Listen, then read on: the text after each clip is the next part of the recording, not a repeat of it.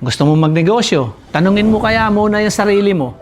Handa ka bang gumising na umaga at matulog ng gabing-gabi na? Handa ka bang magsakripisyo ng luho at saya? O baka naman gusto mo lang ng madali ang pera? Ang negosyo, hindi yan para sa mahina ang loob. Hindi yan para sa madaling sumuko at puro reklamo. Kasi kung gusto mong magtagumpay, dapat matibay ka. Dahil walang negosyo na hindi dumaan sa hirap. Sa una, lugi. Sa una, kulang. Minsan nga, ikaw pang naglalabas ng pera. Pero kung tatagal ka, tinitiyak ko sa'yo, may patutunguhan. Kung sisimulan mo at hindi ka titigil, may resulta. Kaso, karamihan, maraming gustong magnegosyo, pero tamad. Gusto ng kita, ayaw namang mag-effort. Gusto ng milyon, ayaw namang magbanat ng buto. E paano ka aasenso kung ayaw mong sumugal?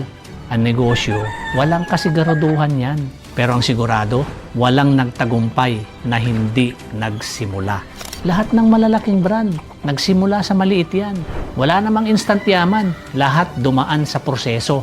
Kaya kung gusto mo magnegosyo at yumaman, dapat handa kang sumakit ang ulo. Dapat handa kang mawalan ng tulog. At higit sa lahat, handa kang magtiis at lumaban. Real talk lang, mga ma'am sir. Negosyo, kaya mo ba talaga? Kung hindi ka handang magsakripisyo, huwag mo nang simulan. Mapapagod ka lang.